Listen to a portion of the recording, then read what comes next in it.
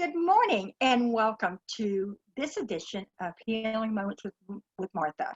This morning, I am privileged and honored to have Sharon Hersh. She joins us this morning from Littleton, Colorado. Welcome, Sharon.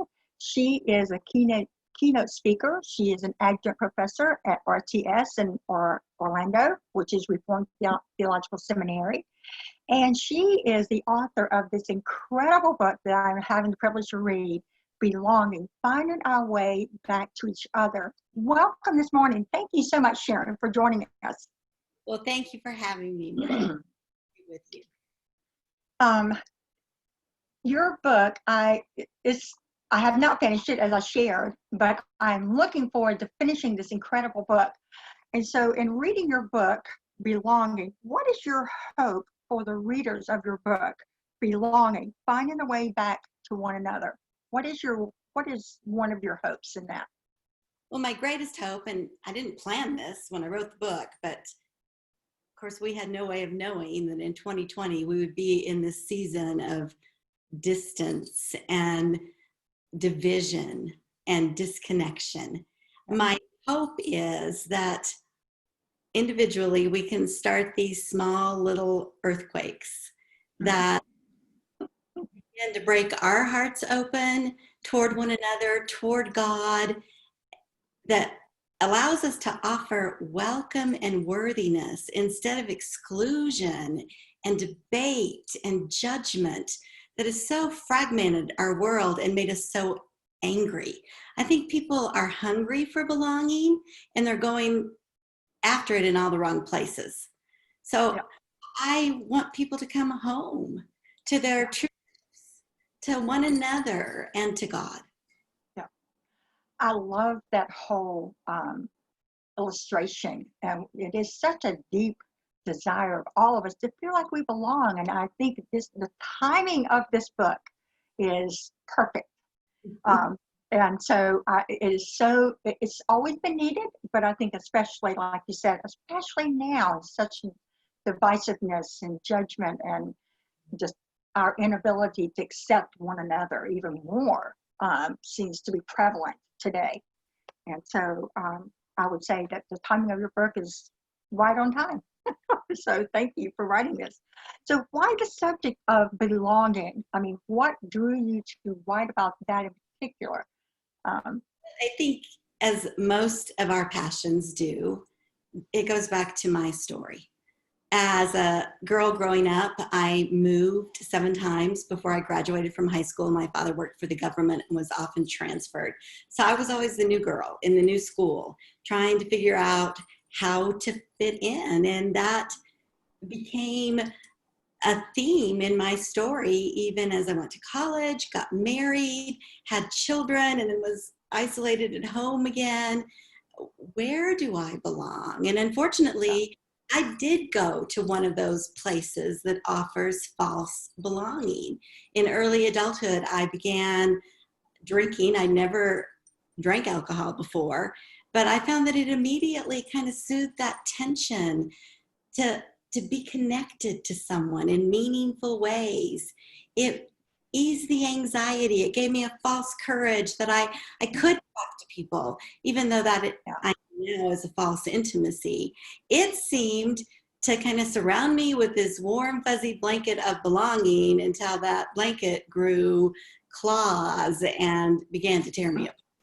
Yeah, absolutely. Just thinking of my own story of what I've used in the past to try and find a place to belong. And I can remember sitting on my couch and just crying and just say, I just want to belong somewhere. And like you said, those things that at first they feel like a warm, fuzzy blanket, and they turn out not to be that warm, fuzzy blanket. They are just destroying us. They offer one thing and deliver something else. And you're correct. I thank you for sharing that. Well, Mark, I spend some time in the book on our first story, the story of us, the Genesis of us, the Genesis account of God creating this world and then creating humans. And everything he made, God said was good, except for one thing. And that was Adam alone. And he said, this is not good. because he wired into our design the longing to belong. That was there before Adam and Eve disobeyed God and ate the fruit of the tree of knowledge and of good and evil, and broke belonging. And ever since then, I think we've been wandering outside of the garden, wondering, where can I fit in? Where can I be known and seen and loved unconditionally? I agree. I mean, that whole longing to belong, whether it's like in the local choir, feeling like you fit in, and then realizing, initially for me, it's always felt like, initially it felt, oh, I belong here. Yay, I finally found the spot. And then it didn't matter where. I felt like or even nowadays, I guess the verbiage is finding your tribe. So we, want to find our tribe so we can hopefully belong. And I think you hit the nail on the head that the belonging is, that desire is put there by God, and He's the one that ultimately has to fulfill that belonging. And you resonate that all throughout your book. I found several common threads, and we discussed a few of those with you in your book. Would you please share with me and with our listeners who have not had the privilege of hearing Sharon Hersh share her story, would you share with us this morning a snippet of your own personal story, Sharon? Well, as I was saying earlier, it was a lot of disconnection, moving, growing up in a family where negative emotions were feared. I think my parents were very well-meaning, but they didn't know what to do with them. So it was kind of like, go to your room until you can be happy and then come out. And so I learned early on, because I am a people pleaser, that there were things that people would reject, things that were not acceptable, things that would be annoying or embarrassing.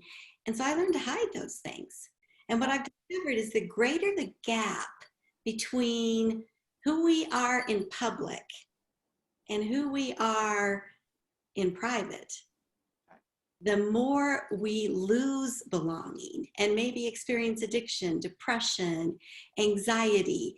And certainly anxiety was the precursor for me as a young adult of beginning to drink. And that began my now 40-year journey of discovering what recovery looks like, which is recovering my true self, so that I can then be with others in a way that is connected, not thinking about what I look like or what I feel or what they're thinking, but just really wanting to connect and convey the kindness that God has extended to me in so many times and places, wanting to offer welcome, no matter what you believe or where you are on the journey, because relationships, even relationships with God, take time.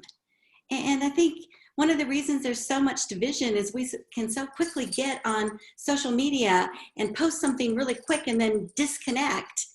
And that does not create belonging.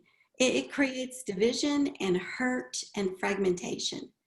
And so another season of disconnection for me, Martha, was when after about 20 years, my marriage fell apart. And that was humbling and humiliating, and all the best counseling in the world could not put it back together.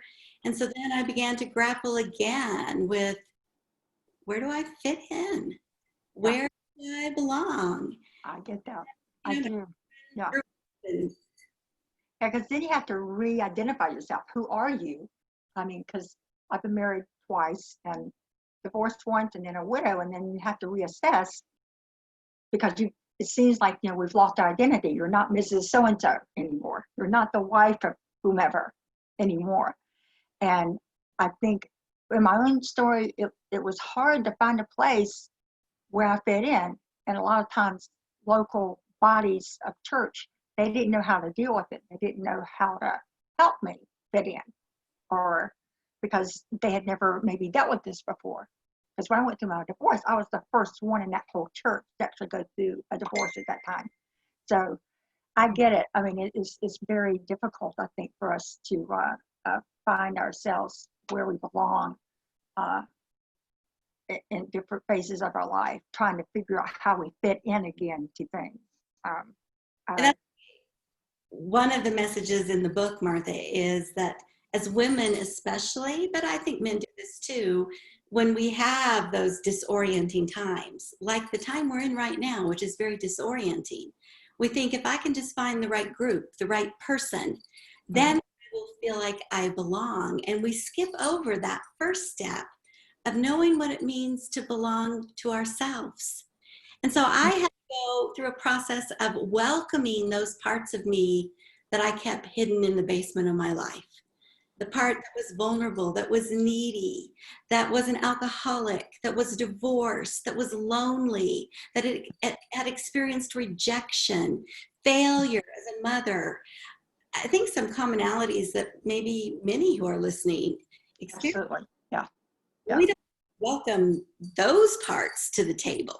But unless we welcome all parts of ourselves to the table, we cannot be fully connected to ourselves. And if we're not fully connected to ourselves, we cannot be fully connected to others. And the thing that allows us to welcome those ugly, shame-filled, fear-filled parts of us is knowing that's what God loves the most. He says, come as you are. I've already seen it. Right. And exactly. So no surprises for him, right? He's already very much well aware of it. And I love, there was a quote, if I can find it, why it is crucial to allow God in at least one other person in our imperfections and even in our own nakedness as we are, rather than who we ideally wish to be. Oh my gosh, we could talk about that all day long. But I love the second part, but that's also why we must give this same experience of being looked upon tenderly and their imperfections. We have to give that same experience to other people. Otherwise, they will never know the essential, utterly transformational mystery of grace. And you hit that one. That I love that. And that's exactly what you're talking about. But you talk about knowing the characters of our story and expounding our tent. Can you talk about that for just a minute? And there's another question I'll come back to, but I want to talk about that for just a second, if we may. Well, when I talk about knowing the characters in our story, one question I ask is who is the most important character in your story? Is it parents who maybe were angry or overindulged themselves in addiction? Or is it a spouse who betrayed you? Is it your children? Is it friends or the church who you feel like has been hypocritical? Or are you the most important person in your story? And I think that who is most important reveals a lot about us and makes us examine the places that we look for relief because we've been hurt. We are a culture that our pain is something we hold on to as part of our identity, which I think is very sad. Our pain is important. I'm a therapist. I spend my day talking to people about their pain, but it's not the most important character in our story. It's the meaning we give to that pain. And sometimes that meaning is, I'm going to hold myself away from other people, or I'm going to make everybody like me by not telling the truth about my life, or I'm going to raise my fist and protest everyone and everything and debate every tweet that I see on Twitter. And we leave out the most important character in our story, who is God. And what we believe about God. Absolutely. Yeah. The most important thing about us. So listening and thinking, well, I don't really believe in God. That's the most important thing about you. If someone is saying, I'm not sure God can be trusted, that's the most important thing about you.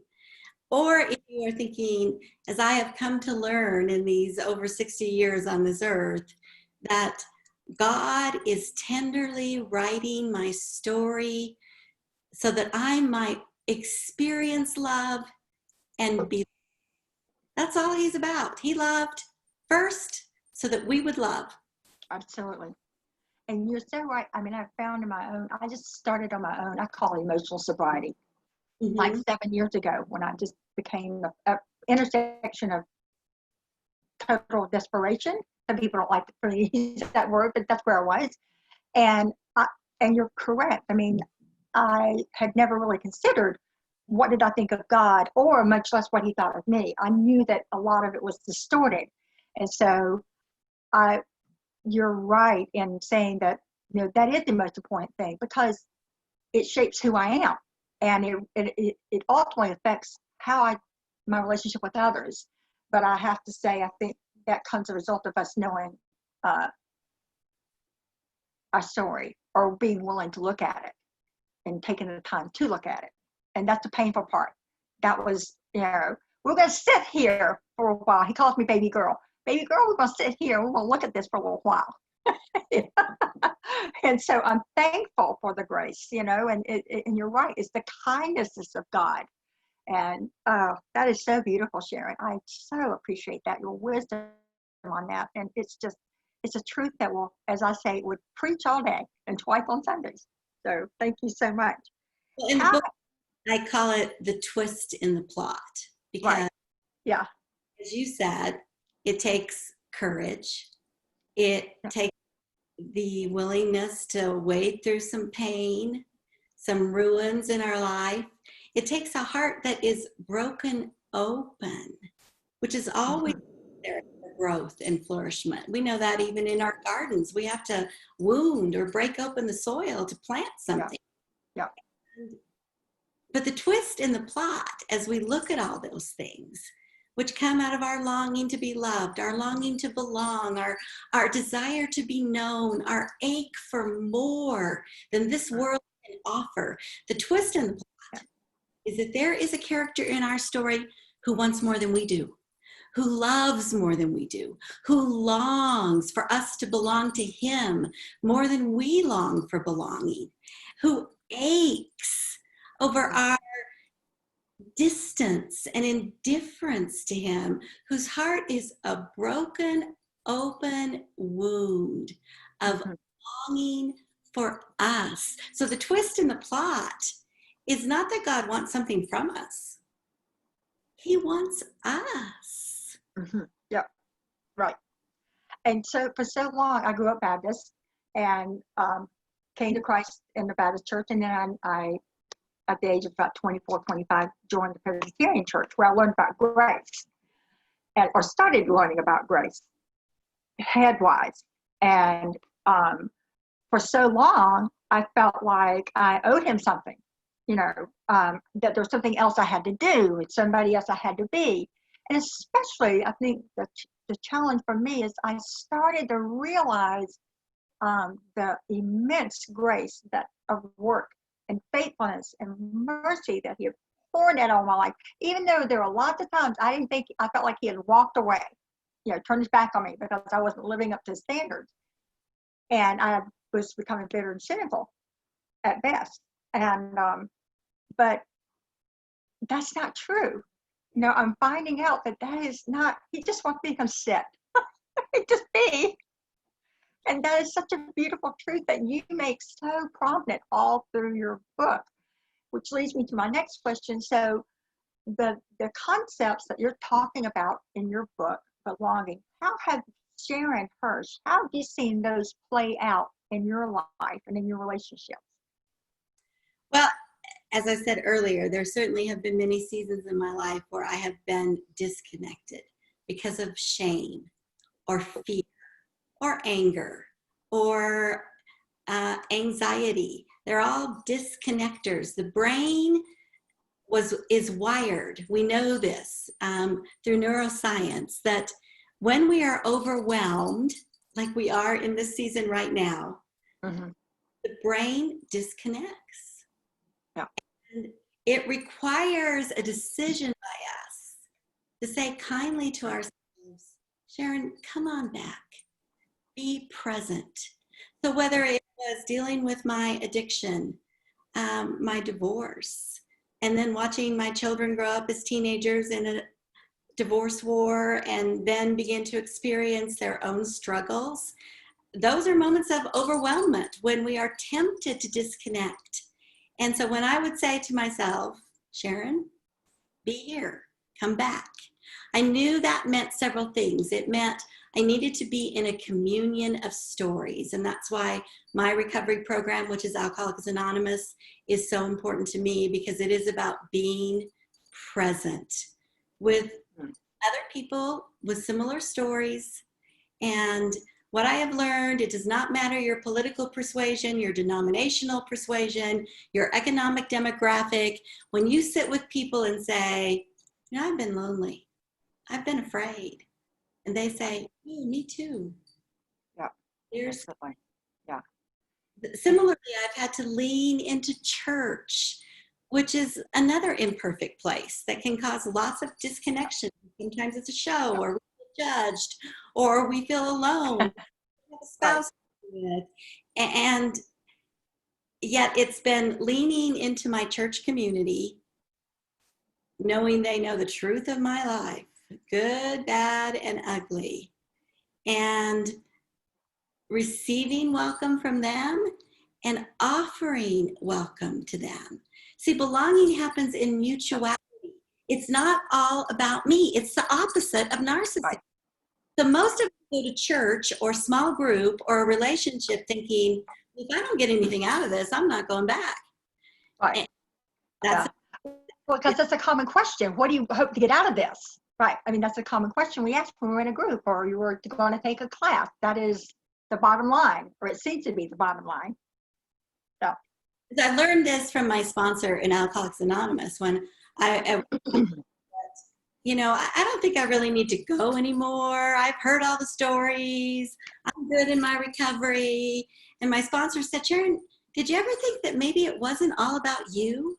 That maybe somebody there needs to hear from you, needs to hear your experience, because they're in a rocky place. And that began to revolutionize my concept of belonging. It's not all about me. Right. And I think that sharing of our story, I know for me, and probably most of everybody that I know of, if we're honest, is that sounds so scary, and and because I know for me, after my divorce, I went to shame because I had a failed marriage. I had 3 small children, and I was a single parent all of a sudden, and I isolated really well for 20 years. I did not involve myself in any retreats, women's groups, Bible studies, or anything because of the hurt, And I know now that I'm learning that I don't that my story needs to be told, but how to tell that and tell it well, if that makes sense. I think it's or the shame that sometimes goes along with that story that keeps us from being honest and wanting to tell our stories. I think that shame does a lot in us for not wanting to tell our stories. You're absolutely right, Martha, that shame is a huge disconnector.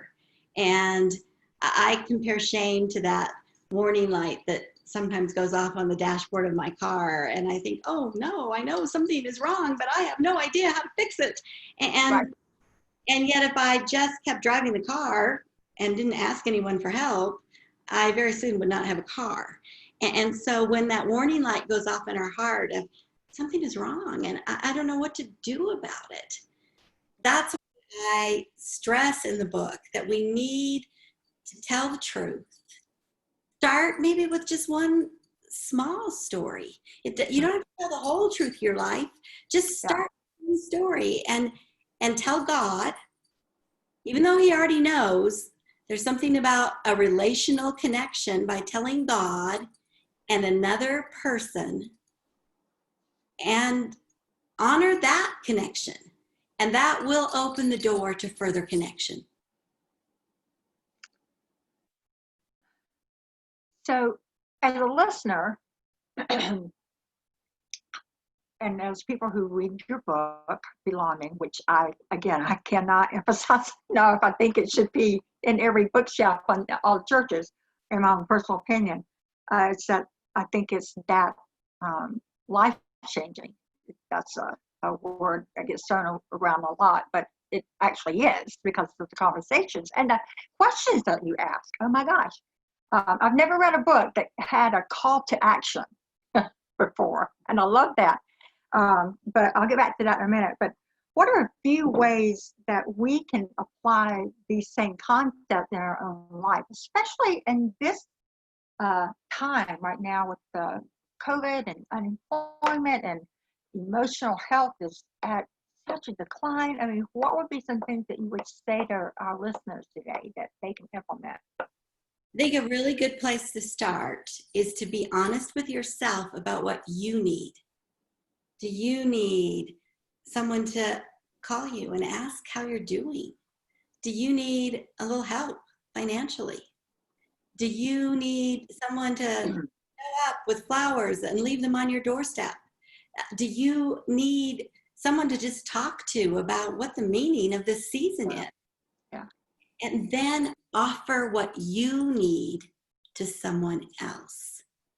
And that will begin connection. It will not solve all of the chaos that's going on in this season. Perhaps you are confused or concerned about all the questions and protests regarding racial inequity. Yeah. Then if you need to understand that more, offer what you need to someone else. Yeah.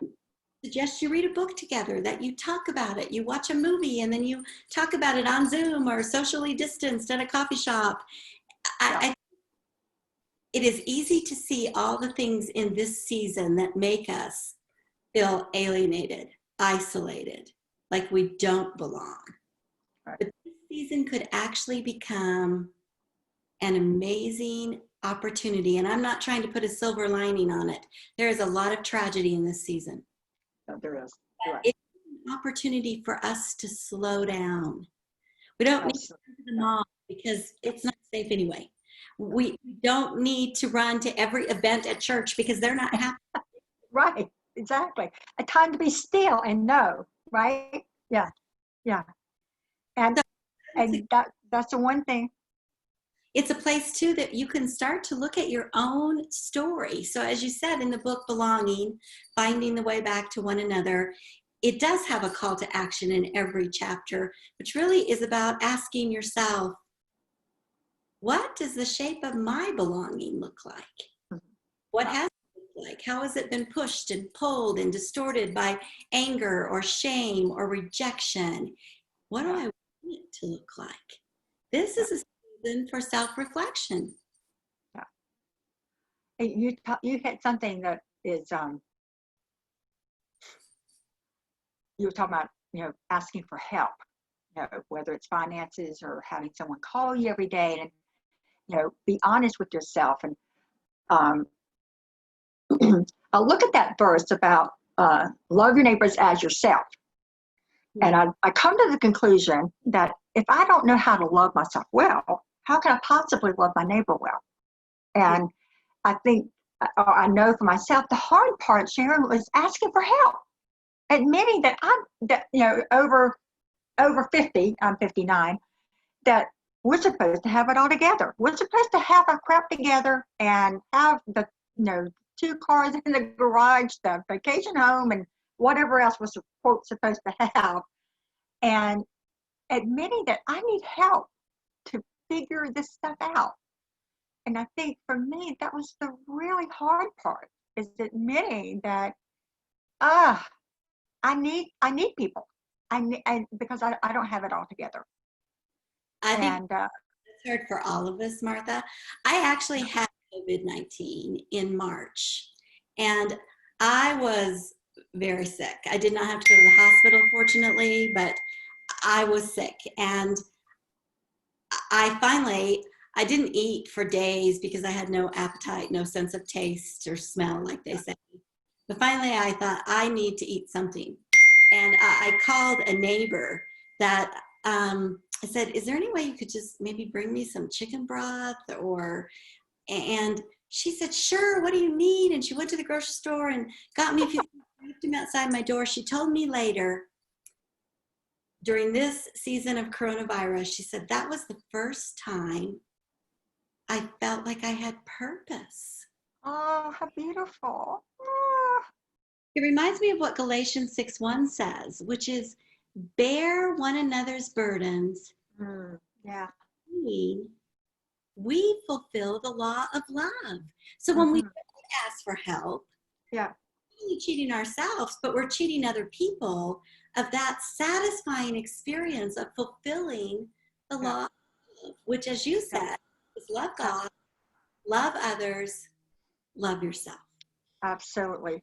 And I'm reminded of a quote of my friend John Lynch. You probably know John Lynch, but or maybe you don't. But he talked about the fact that we were designed with limitations on purpose for that very purpose that you just spoke of. Because without those limitations in place, as God designed us to have limitations, none of that wonderful connection takes place. We can experience a lot of things, but the one thing, as you just hit on, we will not experience being loved and No, feeling like we're being and belonging. We won't unless we acknowledge our limitations. right. The single And emotion that a person who's always in control, and that means not letting that stuff out, right, not showing our heart, living from our head. The person who is always in control, the single most significant emotion they feel is loneliness, because it is impossible to get close to someone who's always in control. So I'm saying this is a time to take our mask. wow, take off the mask. Yeah, When we're on Zoom, take our mask off right. and tell the truth about your loneliness, the questions you're asking, your Yeah, failure. People are struggling with addiction and depression and but they anxiety. are. Yeah, absolutely. And I was just remembering one of the things that it was kind of an aha moment, but if I might indulge, but my mother would always say, "Oh, I don't want to be a burden to anybody," so she would never ask for help. And so I think I learned that. Unfortunately, I learned that really well, as we probably most of us have, and this mindset of I don't want any burden. Nobody wants to hear what I'm going through, which is a lie. And that's the other thing. And all of this is the journey of sobriety, I call it, of finding out about belonging, is that all of these lies come to the surface and they need to be, and they get dug up. And I'm thankful that they get dug up. And Jesus is like, oh, let me pull that out, okay? Let's pull that little weed out because it doesn't belong there. And you are helping us to do that even more with your book of belonging and finding our way back to one another. And I appreciate that. I really do, more than I can say. One thing I Um, is that when our story is filled with those disconnectors, like, oh, I don't want to be a burden, I don't want to bother anyone, everybody has more needs than I do, right. okay. When our story is filled with those disconnectors, the Mm-hmm. evil one is actually writing our story. Yeah. When our story is filled with, I feel lonely, how about you? I don't know what to do with all the different messages that we're getting about this virus. Yeah. How about you? I Yeah. worry about the future and what my purpose is going to be. How about you? Then God starts writing our story. Yeah. And out of that honesty, honoring ourselves and curiosity, connection is born. I like the fact you brought up it's honoring. I mean, because that's a tool I don't think many of us have learned. I know I hadn't, but how to tell it and honor myself and honor those in the room without sounding that we're out for another argument. Being defensive, you know. Um, and that was a beautiful example. And I think because I am over 50 and the way that we were raised, that, if you ask questions, that was not honoring. We weren't, like you said earlier, the repressing of the feelings, and you're not allowed to have an opinion. And those are just vital. We have to let go of in order to be honest, I think, and find our way in belonging. What would you say might be, this is a question I had as I was reading and just reflecting this morning, and as I looked over your list of questions, what would you say might be helpful to leaders, especially the leaders in the local church? What can they implement that would assist their members and potential members to feel like they want to be a part of a local body, where they belong? Because a lot of times that's just a place of hurt and abandonment or a reminder of being abandoned or rejected. So what would you say might be a great tool that they could implement or be aware of? I just heard a story yesterday from a friend who goes to a big box church and said, and they're not meeting quite yet. They're getting ready to meet here in Colorado. But my friend said that they started getting emails from the pastor saying, we're so excited to have you back. We can't wait to see you. But not once during the pandemic had a pastor called and said, how are you doing? Is anyone sick at your house? Do you guys have groceries? Do you need anything? The best leaders are servants. Absolutely. Yeah. I'm astounded when I think of Jesus' last meeting with his disciples. And after they had communion, he could have just raised a hand to the sky and right. lightning bolt. He could have put on God. Right. Taken out a weapon and charged off to show his power and his rights in this world. But it says that Jesus put on an apron and he knelt down and washed those disciples, even the feet of the one who he already knew had betrayed him. That's my word to pastors, is that if people are going to come back to church, and a lot of studies say that 1/3 of people say they're not going back to church. If people are going to go back to church, I think it's not because we want to show. We've learned we can find that online every Sunday morning. We can church shop and we can find a show if we want one. But we want someone who cares about us, who's vulnerable about their own insecurities, who needs God, not because they're a pastor, but because we're all tempted to wander. And I think Jesus is the example for all of us. Absolutely. Amen. That's all I can say to that. I can't add anything to that, but you're exactly right. That servant and knowing that they care about me.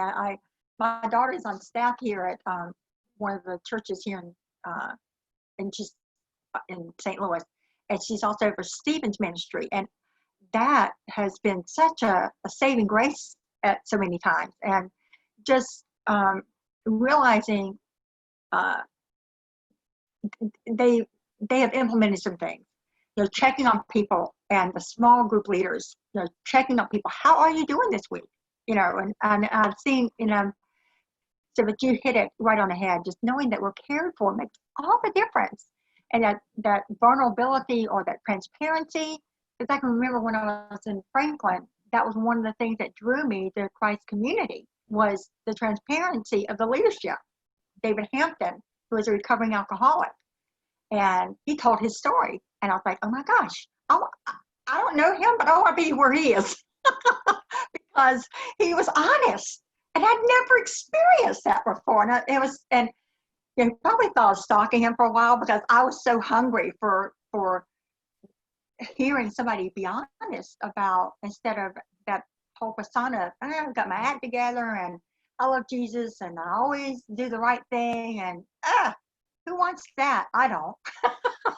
Well, I think that you just used the word hungry, and that's what we're afraid to show, is that we are hungry. Like you said, you were afraid he thought he was stalking you or something, because we're afraid of our appetite to be known and loved for that authenticity and vulnerability. But the kingdom of God is not for the worthy. It's for the hungry. It is. So that is the place where we will find connection with God. I know from personal experience is when I show up hungry, broken, bleeding. Maybe I have just betrayed him. Yeah. His response always is welcome. Yeah, it is. And I think, as I'm listening to you, I'm thinking, that's probably a prayer that we always need to keep at the forefront. Lord, keep us hungry. Because I know I can't count on myself to be hungry or to always be hungry. That makes sense. But thank you for that.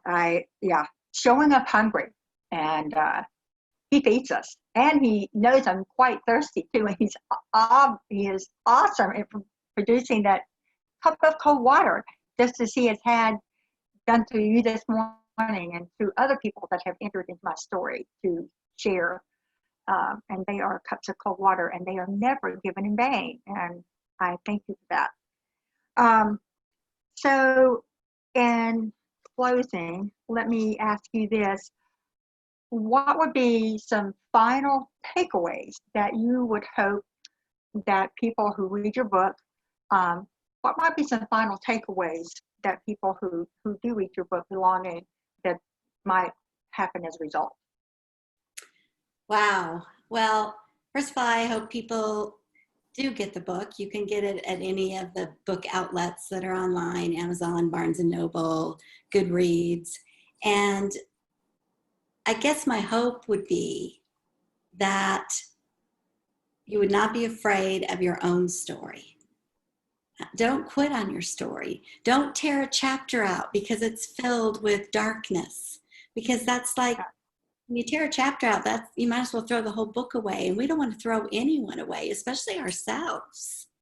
And you can look at your story honestly, one page at a time, when you know, heart and soul, that the God who sees us only sees love. Mm. And Wow. once we interiorize that, once I know that Jesus hung on the cross and was judged for everything I've done, everything I will do, so that I can just go about my business? No, so that I can offer that welcome to other people, and no matter where they are in their story. So don't throw away anybody else's story. You might not like the page they're on. You might not understand why they're on that page, but don't rip it out, because that's like throwing them away. Yeah. Wait, watch, and know that even out of this season of coronavirus that feels like we have kind of been planted in the ground and covered over like a funeral. But this spring in Colorado, and it's probably true in St. Louis too, the daffodils peeked out of the ground, the tulips came out. This morning the sun rose, even though it set last night, that there will be new life. But don't wait till we get a vaccine. Start now by reflecting on your own story, seeing the places where God wants to write welcome, worthiness, because he is welcome and worthiness. And then offer it to someone else today.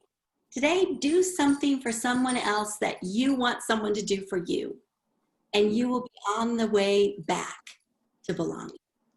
Oh, Sharon, I love that. Oh my gosh. I thank you so much for sharing that beautiful idea. Do something for someone else that you want to receive back.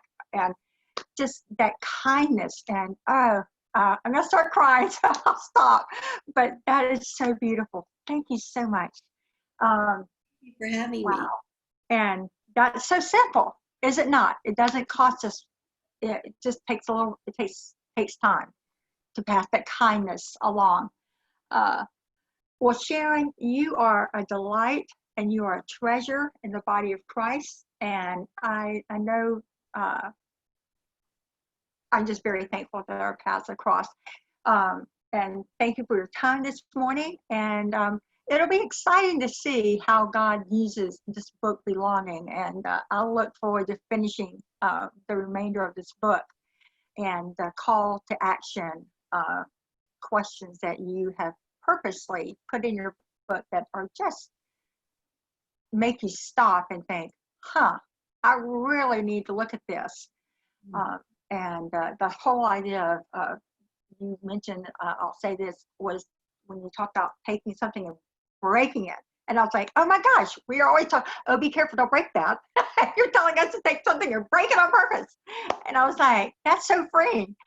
And I just so much wisdom and love and care and concern and kindness and truths that are packed into your book so well. And thank you so much this morning for your time, Sharon.